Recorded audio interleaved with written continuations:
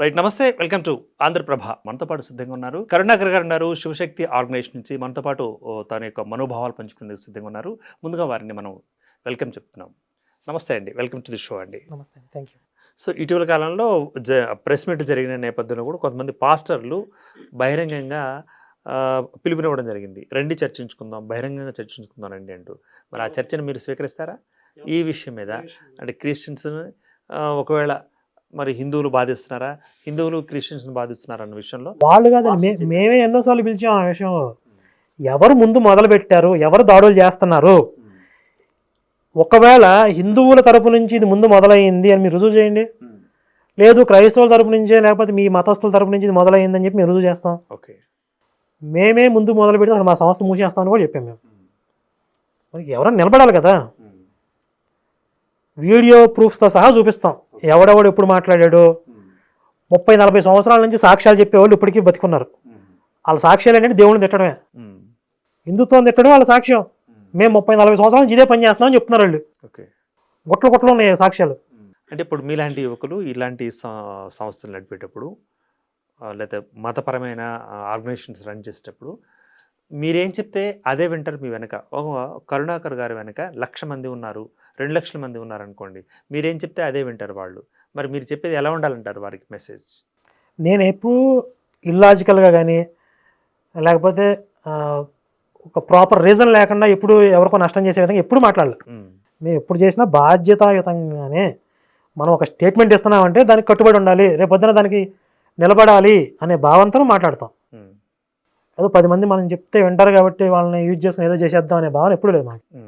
అలాంటి భావన వీళ్ళకు ఉంది. ఇప్పుడు ఉంది కాబట్టే ఈ ప్రమాదాన్ని ఇంత మిస్లీడ్ చేసేసి ఇన్ని ఆధారాలు కనపడుతున్నా కూడా మనం చెప్తే ఈ గొర్రెలు రెచ్చిపోతాయి, మనం చెప్తే ఈ గొర్రెలు దూకమంటే దూకుతాయి, కాబట్టి ఈ ఆధారాలు గీదాలు మన పనికిరావు, మేము చెప్పింది ఇదే సత్యం అని చెప్పి అంత మీడియా ముందు మాట్లాడుతున్నారు వాళ్ళు. మీడియాలో రికార్డెడ్గా ఉండిపోద్ది కదండి, 10 సంవత్సరాల తర్వాత అయినా ఫుటేజ్లు ఉంటాయి కదా. ఇన్ని ఆధారాలు ఉన్నప్పటికీ వీళ్ళు ఇలా మాట్లాడారు, ఎప్పటికైనా అది చరిత్రలో రికార్డ్ అవుదా? తర్వాత వచ్చినటువంటి జనరేషన్స్ కూడా దీని గురించి ఆలోచించరా? అయినా వాళ్ళకి అనవసరం. ఇప్పుడు మనం ఈ క్షణం ఈ మూమెంట్లో గొర్రెలు రెచ్చగొడుతున్నావా లేదా, ఈ గొర్రెలు రెచ్చగొట్టి వాళ్ళ మీదకి దాడులు చేపిస్తున్నావా లేదా, ఇదే వాళ్ళకి కావాలి. ఓకే, మరి ఇప్పుడు దీనికి ఎండ్ ఎక్కడ ఉంటుంది అంటారు? దీనికి తుది ఉందంటారా? అయితే ఆ తుది ఉందా లేదా అనే కంటే ముందు కరుణాకర్ గారు కూడా థ్రెడ్స్ ఏమైనా వచ్చాయా మీకేమన్నా ఇప్పటివరకు ఈ విషయంలో కానీ గతంలో కానీ ఏమొచ్చాయంటారు? ఈ విషయంలో అంటే ప్రత్యేకంగా ఇప్పుడు మాకేమీ ఫోన్లు చేసి అనలేదు, కానీ వీడియోల్లో మాట్లాడారు చాలామంది. ఇప్పుడు వాళ్ళు ఇండైరెక్ట్గా ఏంటి అంటే ఈ సైకిక్ మెంటాలిటీ కొంతమందికి ఉంటుంది. ఆ సైకిక్ మెంటాలిటీ ఉన్న వాళ్ళకి మీ టార్గెట్ కరుణాకర్ అని చెప్పి వాళ్ళకి ఇంజెక్ట్ చేస్తున్నారు. వాళ్ళు మన పాస్టర్ని ఏదో చేశారు కాబట్టి మీరు టార్గెట్ పెట్టుకొని ఎప్పుడన్నా దొరికితే ఏదైనా చేయండి, అలా సైలెంట్గా వాళ్ళకి ఇంజెక్ట్ చేసి వదిలిపెట్టేశారు. ఇప్పుడు మేము సెక్యూరిటీ పరంగా కొన్ని ప్రికాషన్స్ తీసుకోవాలి. ఇక ఇంతకుముందు ఆల్రెడీ మాకు ఫోన్లు చేసి వార్నింగ్లు ఇచ్చిన వాళ్ళు ఉన్నారు, వాళ్ళ మీద కేసులు పెట్టాం. ఆడియో కాల్స్ కూడా మనం ఫోన్ కాల్స్ కూడా ఉన్నాయి, మన ఛానల్లో ఉన్నాయి. మరి రానున్న కాలంలో మరి ఎలా ఉండబోతుందంటారు పరిస్థితి ఈ విధంగా కొనసాగితే 2 తెలుగు రాష్ట్రాల్లో కూడా? ఇప్పుడు రానున్నటువంటి ప్రమాదానికి ఇది ఒక సూచన.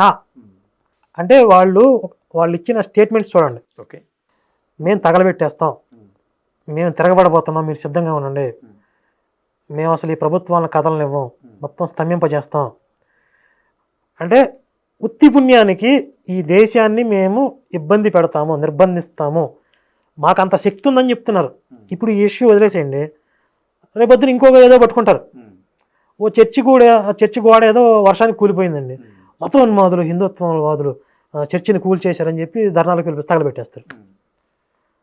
అంటే విద్రోహుల చేతుల్లో ఆ వ్యవస్థ ఉంది అంటున్నా. మీకు రాబోయే ప్రమాదం మీకు అర్థమవుతుంది. ఉత్తి పుణ్యానికి ఇంత అల్లరి చేస్తున్నారంటే భవిష్యత్తులో కూడా ఇది చేయగలరు వాళ్ళు. కాబట్టి దానికి తగిన విధంగా ప్రభుత్వాలు కానీ హిందూ సమాజం కానీ ప్రిపేర్ అవ్వాలి, సిద్ధం చేసుకోవాలి. ఇప్పుడు అన్ని దేశాలు కూడా రక్షణ బడ్జెట్ అని పెట్టుకుంటాయి కదా, కంటింజెంట్ ఫండ్, అంతే కదా, వేల కోట్ల రూపాయలు రక్షణ బడ్జెట్ ఎందుకు పెట్టుకోండి? ప్రతి సంవత్సరం యుద్ధాలు వస్తాయా? ఏమో తెలీదు. రక్షణ వ్యవస్థ అనేది ప్రతి దేశానికి ప్రతి సమాజానికి అవసరం. ఓన్లీ సంపాదన ఆదాయం ఆదాయం ఆదాయం పరిగెత్తుపోదు. ఈ సంపాదించిందంతా ఎవడో వచ్చి ఓడగొట్టుకుపోతాడు ఒకరోజు. రక్షణ ప్రొటెక్షన్ వాళ్ళని ఖచ్చితంగా అవసరం. అలాగే హిందూ సమాజానికి ఈరోజు ప్రొటెక్షన్, బలమైనటువంటి ప్రొటెక్షన్ వాళ్ళనేది ఖచ్చితంగా అవసరం. రైట్ అండి, ఆల్ ది బెస్ట్ అండి. Thanks for the participation with మీ. Thank you. Thank you. Keep watching Andhraprabha.